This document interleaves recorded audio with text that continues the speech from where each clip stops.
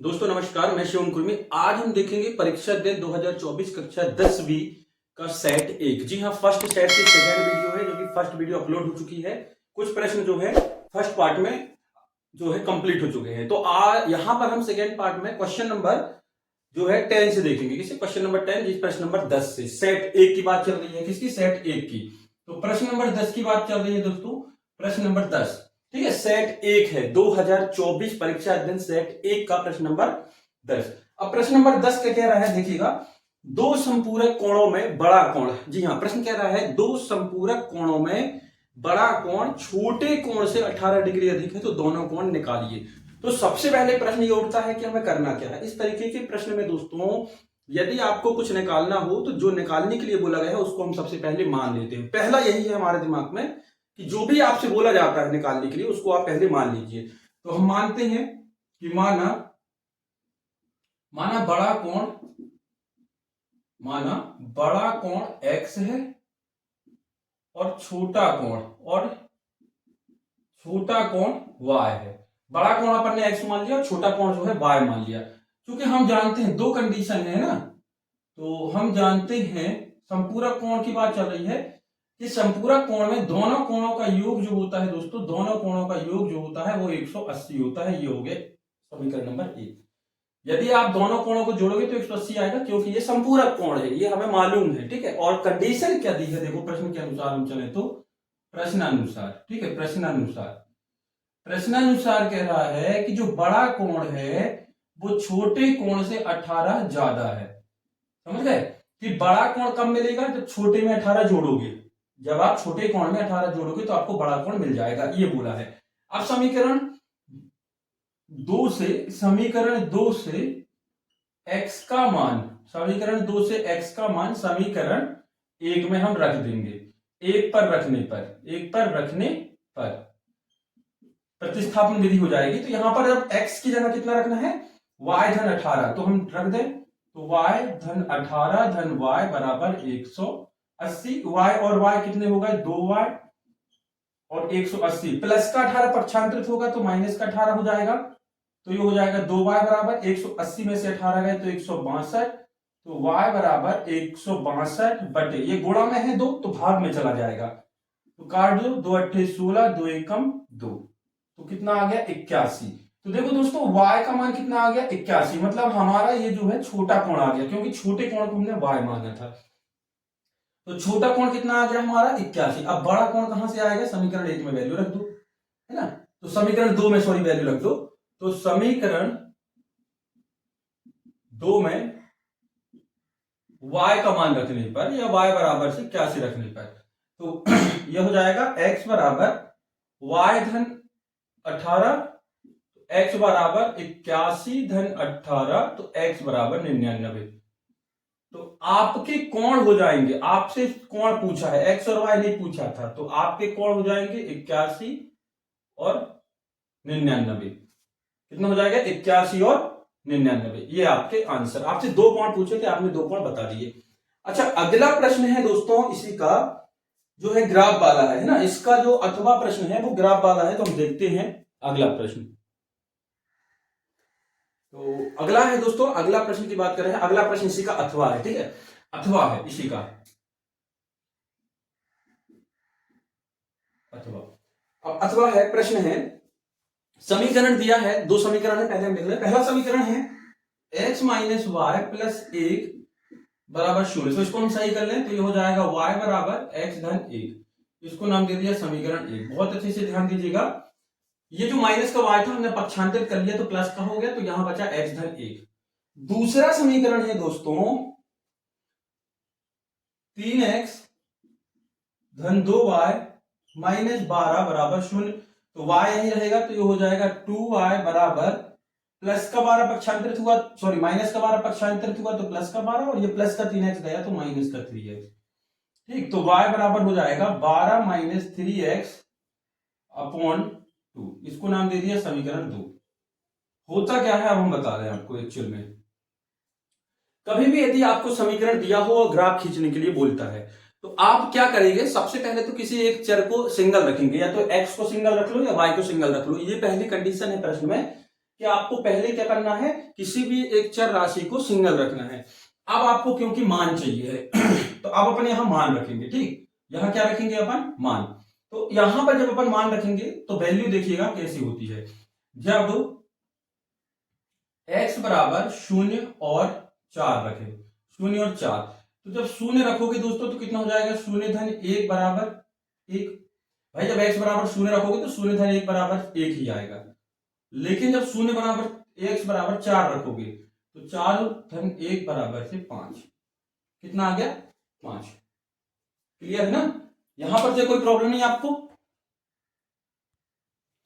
यहां पर 4 न रख के यहां पर 5 रख लें, जिससे कि आपको थोड़ी सी आगे चल के भी प्रॉब्लम ना हो। 5 4 में भी आ जाएगा, कोई दिक्कत नहीं है। यहां जब हमने 5 रखा तो ये कितना हो गया, 6। तो आपको वैल्यू मिल जाएंगी दोस्तों इस वाले समीकरण के लिए, x बराबर 0 और 5, तो y कितना आया, जब 0 रखा था तो 1 आया था, और जब अपन ने 5 रखा तो 6 आया। ठीक, सेम कंडीशन यहां पर। तो जब अपन यहां पर वैल्यू रखेंगे, ठीक है, जब अपन यहां पर वैल्यू रखेंगे, जब x बराबर एक बार 0 रख दो और एक बार 4 12 4 रख दो, इसलिए हमने यहां 4 हटा दिया। ठीक, तो यहां पर हम हल कर ले रहे हैं आपका हो, तो y बराबर हो जाएगा, जब अपन ने 0 रखा तो ये हो गया 12 माइनस 3 गुणे 0 बटे 2, तो 12 बटे 2 बराबर 6। भाई यहां 0 रखोगे तो 12 में से 0 गया तो 12 आया, और 12 को 2 से डिवाइड करोगे 6। फिर 12 माइनस 3 गुणे 4, क्योंकि x की जगह हम कहां रख रहे हैं, 4 रख रहे हैं, तो 4 तिहाई 12, तो 12 माइनस 12 बट्टे 2, 12 से 12 गए 0, 0 बट्टे 2 बराबर 0। तो x की और y की वैल्यू आपको मिल गई। जब आपने यहां पर 0 रखा तो ये मिला 6, और जब आपने 4 रखा तो ये मिला 0। अब आती है ग्राफ की बात। अब ग्राफ के लिए आपको जो है ग्राफ पेपर मिलेगा, हम तो यहां पर से हैंड रिटन बता दे रहे हैं। ठीक, होता क्या है एक्चुअल में, ये एक्स एक्सिस, ये वाई एक्सिस, तो एक्स एक्सिस में वैल्यू हो गई 1 2 3 4 5 6, यहां -1 -2 -3 -4 -5, 1 2 3 4 5 6, ये पॉजिटिव में 3 4 5 6 7, ये एक्स एक्सिस और ये वाई एक्सिस, 1 2 3 4 5 6, 1 2 3 4 5 और 6। क्लियर? अब इस वाले का खींचते हैं ग्राफ। तो देखो जब x की वैल्यू 0 होगी तो y कितना है, 1, तो 0 तो यही होता है, तो y हो गया 1, ये y हो गया 1। ठीक, उसके बाद अगर x की वैल्यू 5 है, ये 5 है, तो y की वैल्यू कितनी है दोस्तों, 6, मतलब यहां पर, तो इसको आप मिला दीजिए, ये ऐसा। ठीक, ऐसा मतलब आप जब खींचेंगे तो आपका बिल्कुल क्लियरली आएगा।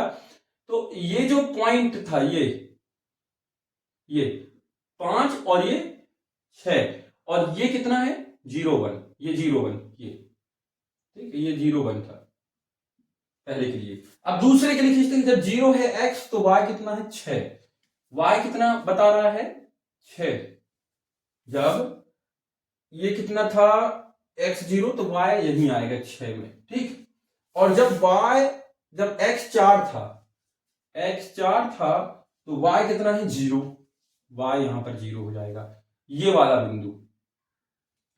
क्लियर? तो यहां पर थोड़ा सा गौर करिएगा कि 0 6 और 5 और 6 की बात कर रहे हैं। ठीक है, 5 6, तो सबसे पहले तो इन दोनों को हम मिला दें, ये वाला जो पॉइंट था और ये भी ऐसा गया, तो देखो यहां पर ये, यहां पर देखो स्ट्रेट खींचेगा स्केल से, तो यहां एक पॉइंट मिलेगा, एक पॉइंट, ये जो पॉइंट दिख रहा है ना, ये वाला यहां कहीं आएगा, एक है ये। ठीक है, कितना आएगा, 1 पर, तो ये आपको एक त्रिभुज टाइप का बन जाएगा। ये वाली जो लाइन देखेगा, ये जो है एक आपको त्रिभुज देगी, और आपको त्रिभुज जो है निकालना है। आप ग्राफ पेपर में करिएगा, बिल्कुल आपका फिक्स पॉइंट आएगा, और फिक्स पॉइंट जैसे आएगा तो आप इसको पॉइंट को नाम दे सकते हैं। ठीक, तो इस तरीके से आपको ग्राफ खींचना है। ये थोड़ा बहुत 19-20 हो सकता है क्योंकि हाथ का बनाया हुआ है। ठीक, अगला क्वेश्चन देखते हैं इसका दोस्तों, क्वेश्चन नंबर 11। प्रश्न नंबर 11 है दोस्तों, एक बहुपद दिया है, ये देखिए द्विघाती बहुपद या हम समीकरण बोल सकते हैं। इसका जो है आपको विविक्तीकरण निकालना है, तो विविक्तीकरण हम निकालते हैं। सबसे पहले तो हम तुलना करेंगे ax² plus bx plus c बराबर 0 से। से तुलना करने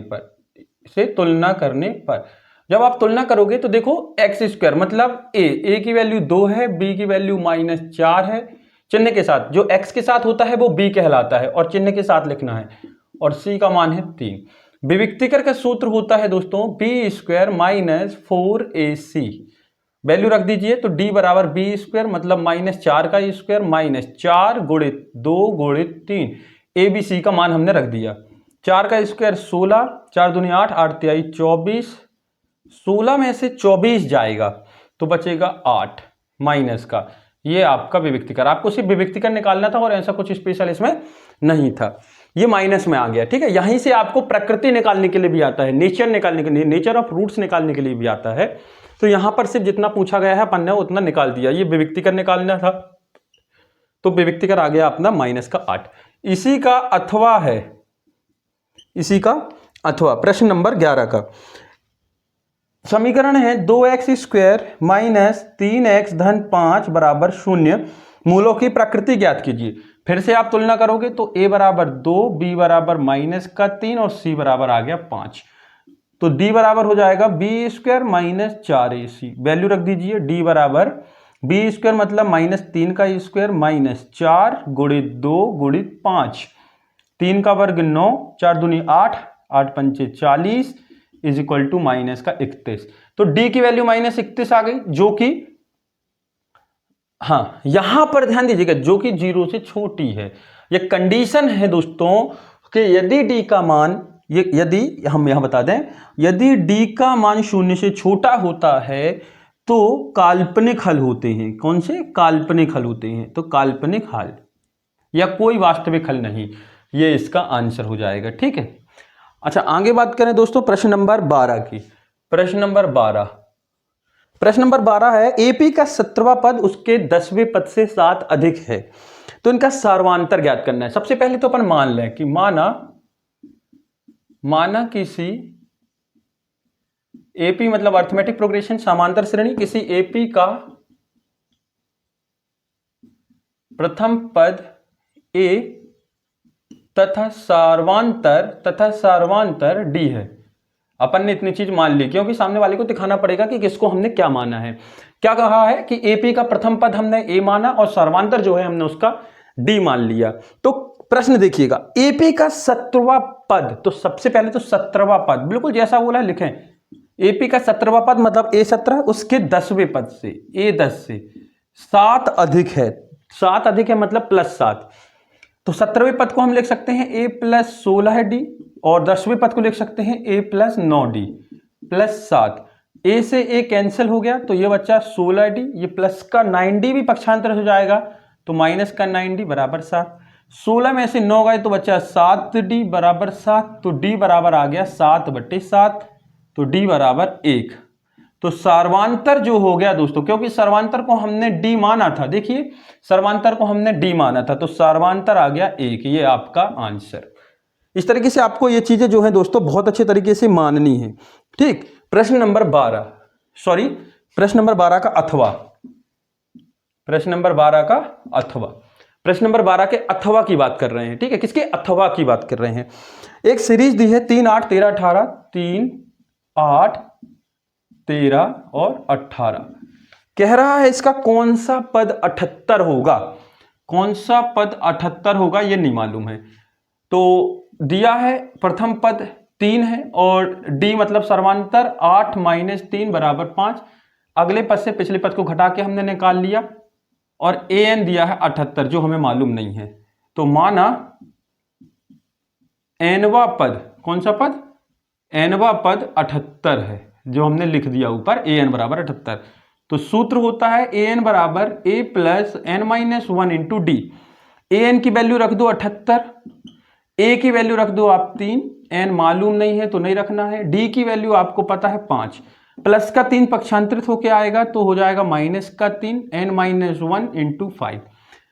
78 में से 3 गए तो 75, n - 1 × 5। ये 5 गुणा में है तो भाग में ले आइए, गुणा नहीं करिए आप यहाँ पर, ठीक है, डायरेक्ट भाग में ले आइए। तो 75/5 बराबर n - 1, 5 से काट दो, 5 × 5, 2 हो गया, 5 × 25, तो 15 और ये माइनस का 1 पक्षांतरित हो जाएगा तो प्लस का 1, तो कितना आ गया 16। तो nवा पद 16वां पद जो होगा वो 78 होगा, आपका आंसर हो गया 16। ये रहा आपका प्रश्न नंबर 12। आगे बढ़ते हैं दोस्तों प्रश्न नंबर 13 जो कि रेखा गणित से संबंधित है। अगला प्रश्न है दोस्तों, ध्यान दीजिएगा, प्रश्न नंबर 13। देखिएगा यहां पर दो त्रिभुज आपको दिख रहे हैं, है ना। उसमें कह रहा है, सबसे इंपॉर्टेंट चीज है यहां पर से गौर करने वाली, कि यहां पर एक बिंदु है ओ, कह रहा है कि ओ ओपी ओपी ओक्यू और ओ आर, है ना। क्रमशः ओपी ओक्यू और ओ आर में 3 बिंदु हैं, कौन कौन से, ए बी और सी, ए बी और सी। इस ओपी पर ए बिंदु है, ओक्यू पर बी बिंदु है और ओसी पर ओ आर पर सी बिंदु है, और इन तीनों को मिलाएंगे तो एक त्रिभुज बनता है, त्रिभुज एबीसी, त्रिभुज एबीसी, ठीक है। अब यहां पर और कुछ चीजें दी है, ये जितना है ये सब प्रश्न में दिया है कि ये जो ए बी भुजा है, ए बी भुजा मतलब ये वाली भुजा, ये वाली दिख रही है, ये ए बी भुजा इस पी की भुजा के समांतर है, और ये ए सी भुजा इस पी आर भुजा के समांतर है। देखो हम इसका सेपरेट चित्र बना दें, इस वाले का, ये वाला ऐसा बना हुआ है कि ये इस तरीके से है, ठीक। ये दिया है पी, ये दिया है क्यू और ये दिया है ओ, ये वाले त्रिभुज, ठीक है। यहां पर एक समांतर रेखा अपन ने खींची, कौन सी, ए बी, ए बी ऐसा बना है, ये वाला, इस वाले की बात कर रहे हैं हम, इस हिस्से की बात कर रहे हैं। सेम हिस्सा ये है, सेम हिस्सा ये है। तो कह रहा है कि इस ओ पी क्यू त्रिभुज में एक और जो समांतर रेखा है ए बी, इस पी क्यू के समांतर है। ये जो पी क्यू है वो ए बी के समांतर है, यही आपको दिया है, ठीक है। ये समांतर मतलब होता है कि इनको कितना भी यदि हम बढ़ाएं तो ये कभी भी आपस में एक दूसरे को प्रतिच्छेद नहीं करेंगे। अच्छा, आपने जब ये चैप्टर पढ़ा होगा त्रिभुज, तो वहां पर एक प्रमेय पढ़ी होगी स्टार्टिंग में, थेल्स प्रमेय जिसे कहते हैं, है ना। तो थेल्स प्रमेय भी यही है, क्या कहता है कि यदि कोई त्रिभुज है ए बी और सी, यदि कोई त्रिभुज है ना, और इस त्रिभुज की किसी एक भुजा के समांतर, किसी भी भुजा के समांतर, चाहे ए बी के समांतर, बीसी के समांतर या एसी के समांतर एक लाइन डाली जाए, तो वो बाकी भुजाओं को दो बिंदुओं पर प्रतिच्छेद करती है। तो इन दोनों का जो अनुपात है, मान लो ये इसको ई पर और ये इसको एफ पर प्रतिच्छेद कर रही, तो इनका अनुपात जो होता है बराबर होता है। तो इसको हम लिख सकते थे ए ई अनुपात ई बी, और ये लिख सकते हैं ए ई बटे ई सी, ये एफ है, सॉरी, ये ए एफ बटे एफ सी। ये है थेल्स प्रमेय, जो कि आपने स्टार्टिंग में ही चैप्टर में पढ़ा होगा। तो यहां पर ध्यान दीजिएगा कि इतना अपन ने देखा। अब यहां पर आपको यह बताना है कि जो ए बी पी क्यू के समांतर है, ए बी पी क्यू के समांतर है, ए सी पी आर के समांतर है, तो आप हमें यह बताइए कि बी सी क्यू आर के समांतर होगी, ये आपको सिद्ध करना है। देखते हैं, त्रिभुज त्रिभुज पी क्यू आर में, त्रिभुज किसमें, त्रिभुज पी ओ क्यू में, पी ओ क्यू में, त्रिभुज पी ओ क्यू में, त्रिभुज पी ओ क्यू में, त्रिभुज पी ओ क्यू में क्या कह रहा है कि ए बी जो है समांतर है पी क्यू के, मतलब ये वाली जो भुजा है। तो अपन इसको ऐसा लिख सकते हैं ना कि क्यू बी बराबर से बी ओ, क्यू बी बराबर से बी ओ लिख सकते हैं, तो लिख दीजिए। और क्या है, तो ओ बी बटे बी क्यू, ओ बी बटे बी क्यू, उल्टा लिख दिया, ओ बी बटे बी क्यू, ये नीचे उतर रहा है। सेम कंडीशन ओ ए बटे एपी, ओ ए बटे एपी। भाई अभी हमने बताया था कि यदि किसी त्रिभुज के समांतर, किसी एक भुजा के समांतर रेखा डाली जाए तो बाकी भुजाओं को दो बिंदुओं पर प्रतिच्छेद करती है, तो उनकी भुजाओं का जो अनुपात होता है, प्रतिच्छेद बिंदुओं की भुजाओं का अनुपात होता है, वो बराबर होता है, समान अनुपात में होता है। तो जब ये इसको प्रतिच्छेद करेगी ए और बी पर, तो वही लिख रहा है, यहां पर हमने लिखा है ओ बी बटे बी क्यू, ओ ए बटे ए पी, सेम कंडीशन, इसको नाम दे दिया समीकरण ए। अब दूसरे त्रिभुज को लेकर चलते हैं। अभी अपन ने लिया था पी ओ क्यू, अब हम ले ले पी ओ आर, ले ले, क्या ले ले, पी ओ आर या ओ पी आर, जो भी आप नाम लेना चाहें ले सकते हैं, O P R, O P R बोलो, ओ पी आर बोलो, या पी ओ आर बोलो, या फिर से आर ओ पी बोलो, उससे कोई दिक्कत नहीं, त्रिभुज का नाम है। में क्या समांतर है, एसी, एसी समांतर है किसके, पी आर के, ठीक है। ये एसी समांतर है पी आर के, तो इसको भी आप लिख सकते हैं, क्या लिख सकते हैं, ओसी, ओसी बटे सी आर सेम कंडीशन ओ ए बटे पी ए, ओ ए बटे एपी, ओ ए बटे एपी, समीकरण नंबर 2।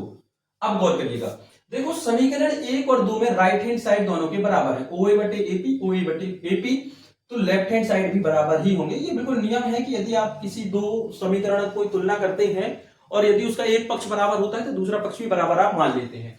तो समीकरण 1 व 2 से, समीकरण 1 और 2 से हम लिख सकते हैं ओ बी बटे बी क्यू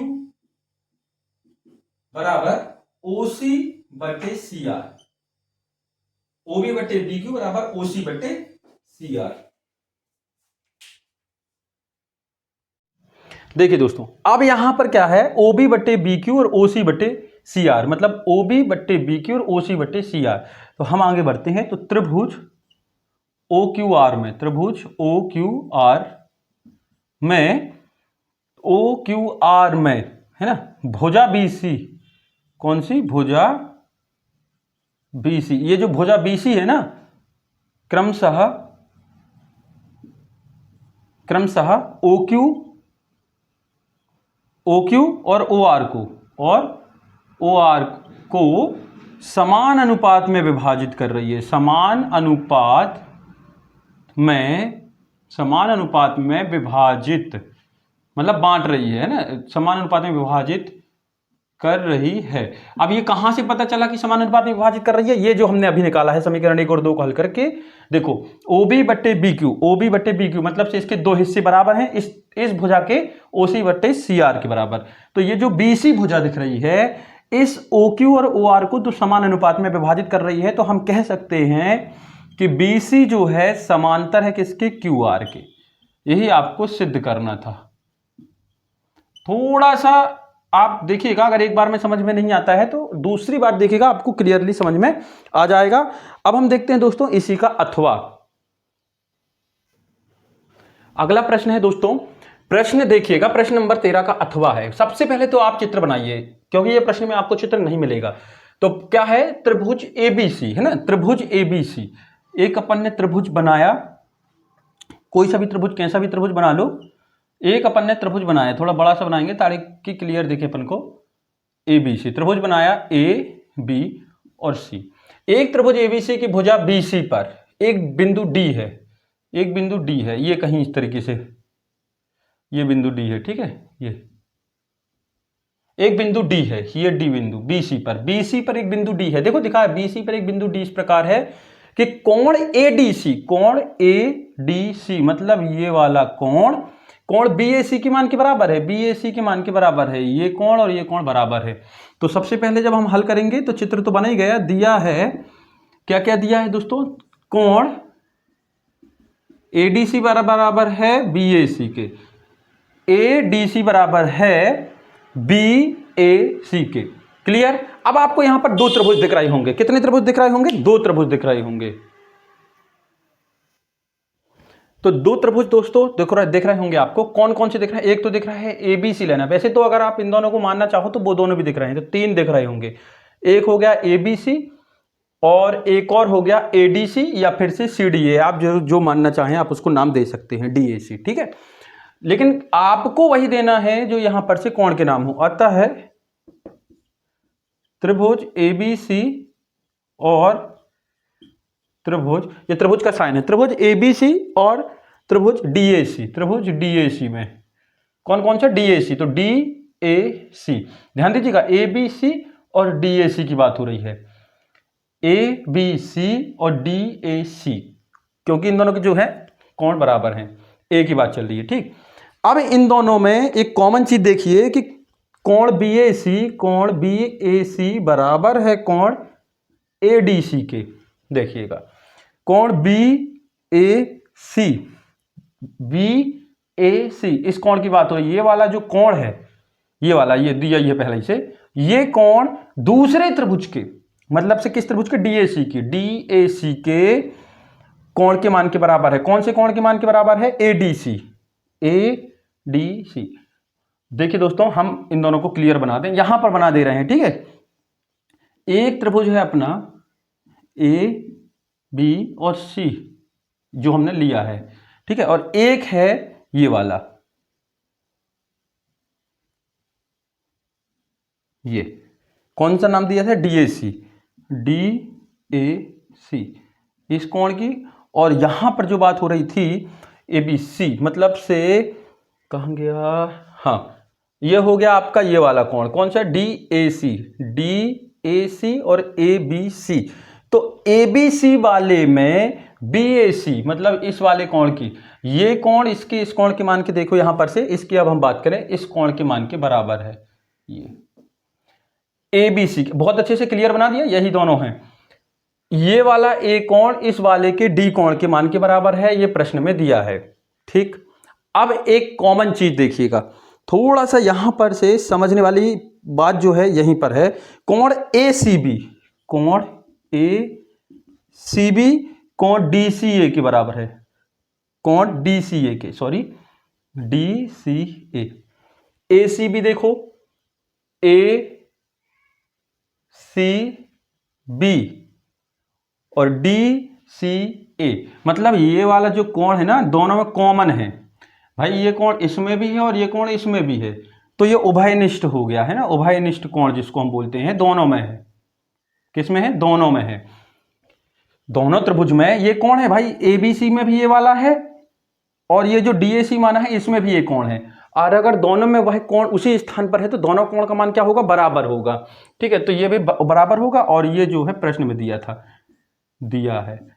अब जब दो कोण बराबर हो गए तो ये दोनों त्रिभुज जो है समरूप हो गए। कैसे हो गए, तो हम कह सकते हैं कि त्रिभुज ABC समरूप है त्रिभुज DAC के। ये प्रॉपर्टी है, कोण कोण प्रॉपर्टी से ये समरूप हो गए। और जब दो त्रिभुज समरूप हो जाते हैं दोस्तों, तो उनके जो भुजाओं का अनुपात होता है वो बराबर होता है। तो इन दोनों की भुजाओं का अनुपात हम ले लें, तो उनकी भुजाओं का अनुपात देखो लेते हैं, CA/CD, CA/CD बराबर होगी CB/CA के, CB/CA के। CA/CD देखिएगा, CA/CD ये, ठीक है, CD, CA/CD और ये CB, इसकी CB भुजा इसके CA भुजा के मान के बराबर है। तो त्रियक गुणा कर दो, यहां पर दिख रहा है ना जी, तो त्रियक गुणा करेंगे तो ये हो जाएगा CA² = CB × CD। यही आपको सिद्ध करना था। थोड़ा सा गौर करिएगा, दो त्रिभुज बनेंगे, पहला त्रिभुज है ABC जो हमने ये बनाया, दूसरा बनेगा CDA या DCA, आप बोल सकते हो DCA। तो एक प्रॉपर्टी आपको दी थी कि ये दोनों कोण बराबर है, दूसरी हमें मालूम है कि दोनों त्रिभुजों का ये जो कोण है बराबर है और समरूप है, और समरूप होता है तो भुजाओं का जो अनुपात होता है वो बराबर होता है। तो भुजाओं के अनुपात को बराबर में लिख के उसका त्रियक गुणा करके आपको हल कर देना है। तो ये रहा आपका प्रश्न नंबर 13। आगे बढ़ते हैं दोस्तों अगले प्रश्न की तरफ। अगला प्रश्न दोस्तों प्रश्न नंबर 14। इन दोनों बिंदुओं के बीच की दूरी आपको जो निकालनी है, तो इन बिंदुओं के यदि आपको नाम नहीं दिए हैं तो इन बिंदुओं को जो है नाम दे देते हैं हम। एक को नाम दे दिया हमने A और दूसरे को नाम दे दिया B। तो यहां पर पहला बिंदु हो गया आपका x1 0, y1 की बात करें तो भी 0, x2 हो गया आपका 36 और y2 हो गया आपका 15। तो दोनों बिंदुओं के बीच की दूरी का सूत्र हो जाएगा AB बराबर x2 माइनस x1 का square plus y2 minus y1 का होल स्क्वायर। ठीक है, अब x2 मतलब 36 माइनस 0 का स्क्वायर प्लस 15 माइनस 0 का स्क्वायर। तो 36 में से 0 जाएगा तो 36 का स्क्वायर प्लस 15 में से 0 जाएगा तो 15 का स्क्वायर। तो 36 15 का स्क्वायर तो ठीक है 225 होता है, 36 का आपको निकालना पड़ेगा, तो हम निकालते हैं। 36 × 36, 6 × 36 की 6 हाथ खिलाई 3, 6 18, 18 और 3 हो गया 21, 16, 3 6 18, 3 3 9 और 1 10, 6 9 12, 1296। अब 1296 में 225 जोड़ दो तो 6 5 11, 9 2 11 और 1 12, 2 2 4 और 1 5 और ये 1521। कितना आ गया 1521। यहां पर हम जो है रुक जाते हैं क्योंकि 1521 का वर्गमूल आपको मालूम नहीं है। तो 1521 का वर्गमूल निकालने के लिए आप भाग विधि का यूज कर सकते हैं। तो हम करेंगे 1521 भाग विधि का, एक पेयर बनाते हैं 2 2 के, तो 3 से करते हैं, 3 3 9, कितना बचा 6, 2 1 उतारा, 3 3 जोड़ दिया, 6 हो गया।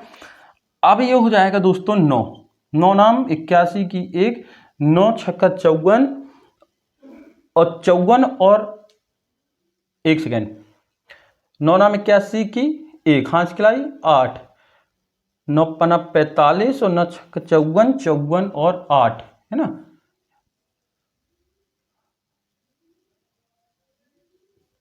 62, कितना हो गया 62। तो ये हो गया आपका 0, मतलब ये किसका वर्गमूल आ गया 39 का। तो इन दोनों के बीच की दूरी जो हो गई 39 आ गई। तो आपका आंसर आ गया 39। प्रश्न नंबर 14, 14 का अथवा, इसी के अथवा की बात करते हैं। अब कह रहा है 3 बिंदु हैं, उन दोनों बिंदुओं को हम नाम दे दें। एक को नाम दे दिया P, एक हो गया 1 5, दूसरे को नाम दे दिया Q, ये हो गया 2 3 और तीसरे को नाम दे दिया R, ये हो गया -2 -11। बताना है कि ये संरेखीय है या नहीं है। और संरेखीय का मतलब होता है दोस्तों कि ये एक ही रेखा पर स्थित हो। जैसे ये कोई रेखा हो, यहां पर P हो, यहां Q हो, यहां R हो, इस तरीके से ये तीनों स्थित हो। कोई जरूरी नहीं है कि Q यहीं होगा, बस ये है कि तीनों बिंदु जो है एक ही लाइन पर होने चाहिए, एक ही रेखा पर, तो समपाती होंगे। तो हम PQ निकाले ले रहे हैं बिंदुओं के बीच की दूरी का सूत्र लगा के। PQ, हाँ एक चीज और गौर करिएगा, PQ जब निकालते हैं तो बाद वाले बिंदु से पहले वाले बिंदु को घटाते हैं। मतलब Q में से किसको घटाना है, P से। तो ये हो जाएगा देखो 2 - 1 का स्क्वायर प्लस 3 - 5 का स्क्वायर, 2 में से 1 गए तो 1, 3 में से 5 गए तो -2 का स्क्वायर, 1 का स्क्वायर 1, 2 का स्क्वायर 4, तो ये हो गया आपका करनी 5। PQ निकाल लिया आपने। अब निकालेंगे हम QR। तो R वाले बिंदुओं से Q को घटाना है, R वाले से Q को। तो -2 का होल स्क्वायर, भाई पहले से माइनस था और माइनस घटा दिया, प्लस -11 -3 का स्क्वायर, -2 -4 जुड़ जाता है, -11 और -3 -14 का स्क्वायर, 4 का स्क्वायर 16 और 14 का स्क्वायर 196। और आप इसको जोड़िए, किस किस को जोड़ना है, 196 और 16 को, 6 6 12, 9 1 10 और 1 11 और ये 212, तो करनी का 212। अब जब ये निकल गया PQ QR, तो अब हम डायरेक्ट यहां आएंगे साइक्लिक ऑर्डर, चक्रीय क्रम में RP निकालेंगे। क्या निकालेंगे, RP। तो P से R को घटाइए, 1 धन 3 का स्क्वायर, धन क्यों हो गया, क्योंकि ये ऑलरेडी माइनस में है, 5 धन 11 का स्क्वायर, तो 1 और 3 4 का स्क्वायर, ठीक है, 5 11 5 16 का स्क्वायर, तो 4 का स्क्वायर 16, 16 का स्क्वायर 256। अब इन दोनों को जोड़ लीजिए, तो 16 और 256, 6 6 12, 5 और 1 6 और 1 7 और ये 272, करनी 272। चाहो तो आप करनी के बाहर भी निकाल सकते हैं, अगर करनी के बाहर नहीं निकालते हैं तो कोई बड़ी बात नहीं है। 1 धन 2 बराबर 3, 1 सेकेंड यहां गलती हो गई शायद, है ना, ये निकालना 1 धन 2 ना कि 3, तो ये हो जाएगा दोस्तों 3 का स्क्वायर, मतलब 9 जोड़ना है। ठीक, यहां पर 256 में 9 जोड़ना है, कितना जोड़ना है, 965 हो जाएगा। तो 9 6 15 की 5, 5 और 1 6 265। ये छोटी छोटी गलतियां थोड़ा सा ध्यान दीजिएगा, गलतियां हो जाती हैं, 265। अब दो छोटी वैल्यू को यदि हम जोड़ें, मतलब इन दोनों को जोड़ें, तो इस बड़ी वैल्यू की, भाई इस वैल्यू को और इस वैल्यू को जोड़ने पर इस बड़ी वैल्यू के मान के बराबर आना चाहिए, तभी हम कहेंगे कि वो समपाती हैं। तो हम जब जोड़ते हैं दोस्तों किस किस को, करनी 5 को और करनी 212 को, तो ये कितना आता है 217, जो कि करनी 262 के मान के बराबर नहीं है। तो हमारा आंसर ये होगा कि दिए गए बिंदु समपाती नहीं है, एक ही रेखा पर स्थित नहीं है। रही बात क्वेश्चन नंबर 15 की, तो 15 भी देख ले रहे हैं।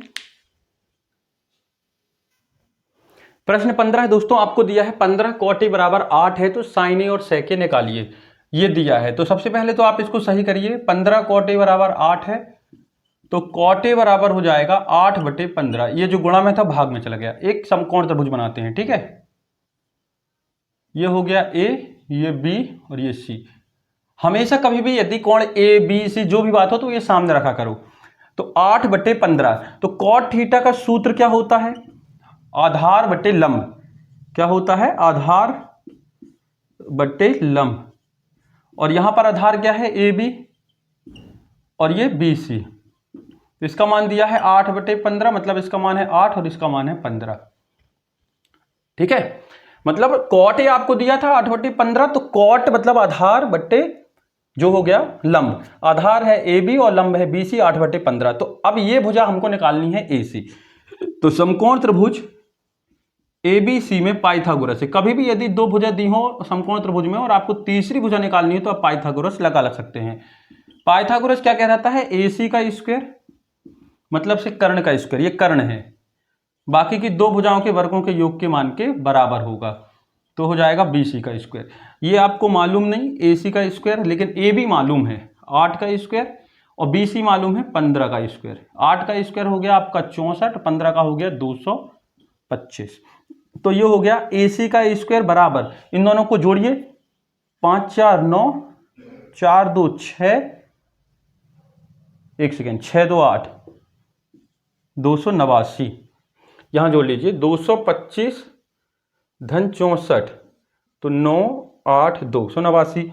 तो ए सी सामने स्क्वायर गया तो ये हो गया करनी, तो ये किसका वर्गमूल है? 17 का। तो ये वैल्यू आ गई आपकी 17। ये आपको चित्र में नहीं लिखना है क्योंकि ये आपको गिवन नहीं थी।